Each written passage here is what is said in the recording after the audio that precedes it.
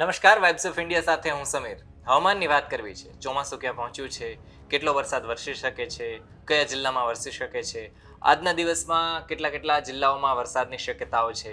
તમામ વસ્તુ ઉપર માહિતી જે છે એનો ધોધ વરસાવો છે.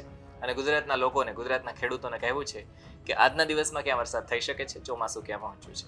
એક રીતના આપણે જોવા જઈએ તો ચોમાસું છે એ આપણા દેશમાં વહેલા બેસી ગયું હતું, 3 દિવસ વહેલા. અને ગુજરાતની વાત કરીએ તો ગુજરાતમાં પણ ચોમાસું છે એ વહેલા જ બેસી ગયું હતું. પણ એના સિવાય જો આપણે વાત કરીએ કે અત્યારની પરિસ્થિતિમાં તો ચોમાસું હજુ સુધી પહોંચ્યું નથી. અત્યારની પરિસ્થિતિ જો સામાન્ય રીતના આપણે જોવા જઈએ તો ગુજરાતના મોટાભાગના જિલ્લાઓની અંદર વરસાદ વરસી ચૂક્યો હોવો જોઈએ, પણ એવું થયું નથી. એની પાછળનું કારણ છે કે મધ્યપ્રદેશ અને મહારાષ્ટ્રના વિસ્તારમાં અને દક્ષિણ ગુજરાતના જે નીચેના વલસાડ વગેરે, ડાંગ વગેરેનો જિલ્લો છે એની ઉપર ક્યાંક ચોમાસું છે એ 10-11 દિવસ રોકાયું છે. જેના કારણે અત્યારે ચોમાસું છે એ ગુજરાતથી ઉપર અથવા તો મધ્ય ભારતથી ઉપર છે નથી પહોંચી શક્યું. એના કારણે અત્યારની વાત કરીએ તો અત્યાર સુધીમાં જે વરસાદ છે એ પ્રી મોન્સૂન એક્ટિવિટીના ભાગરૂપે થઈ રહ્યો હતો. એટલે ગુજરાતના અમુક જિલ્લામાં, એમાં પછી કચ્છ પણ આવી જાય, સૌરાષ્ટ્ર પણ આવી જાય, મધ્ય ગુજરાત પણ આવી જાય, ઉત્તર ગુજરાત પણ આવી જાય અને દક્ષિણ ગુજરાત તો છે જ છે. આ બધા જ વિસ્તારોની અંદર ક્યાંક ક્યાંક ધીમો એવો વરસાદ થતો હતો પ્રી મોન્સૂન એક્ટિવિટીના ભાગરૂપે. એટલે કે જે ચોમાસું આવે એના પહેલા જે હવામાનમાં બદલાવ આવે એના કારણે આ બધી એક્ટિવિટી છે, ક્રિયા પ્રક્રિયા છે એ થઈ રહી હતી. પણ હવે આજે 20 તારીખ છે. 20 તારીખથી જો આપણે વાત કરીએ તો હવે ચોમાસામાં બદલાવ આવવાના છે. જે ચોમાસું એકદમ ઢીલું ઢાલું લાગતું હતું ને એ ચોમાસું હવે એકદમ સરસ રીતના રહેવાનું છે અને ગુજરાતના મોટાભાગના જિલ્લાઓમાં હવે વરસાદ વરસવાનો છે.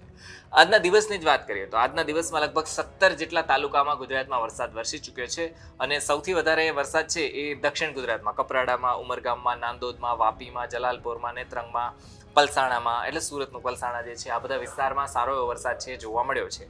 આપણે કપરાડાની વાત કરીએ તો 1.25 ઇંચથી વધારે વરસાદ છે કપરાડામાં થયો છે. ઉમરગામની વાત કરીએ તો ત્યાં પણ 1.5 ઇંચ જેટલો વરસાદ થયો છે. એટલે આ હવામાનની અત્યાર સુધીની આગાહીઓ જે કંઈ પણ છે એ બધી હતી. અને હા, સૌથી મહત્વની વાત કે તાપમાન છે એ હવે ઘટવાનું છે. 20 તારીખ આજે છે અને હવેથી તાપમાન ઘટવાની શરૂઆત છે.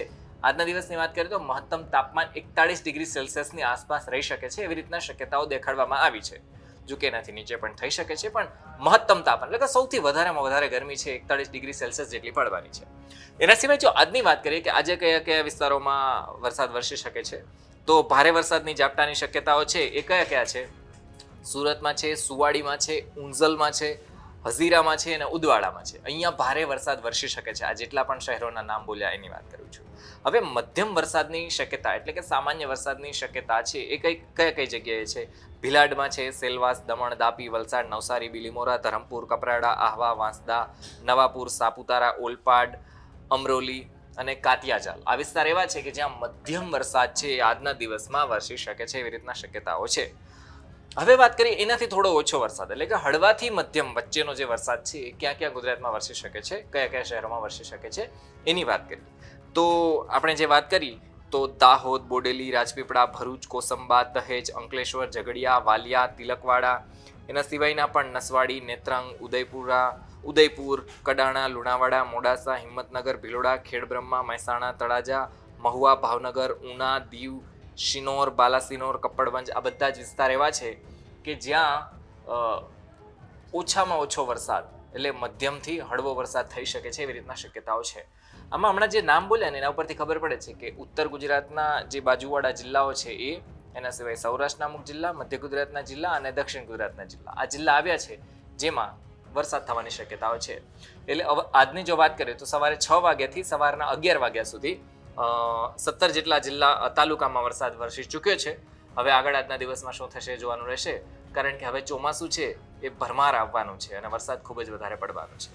તમામ માહિતી આવી જ રીતના ડિટેલમાં અલગ અલગ એંગલથી અમે તમને જણાવતા રહીશું. અમારી સાથે જોડાયેલા રહેજો વાઇબ્સ ઓફ ઇન્ડિયા પર.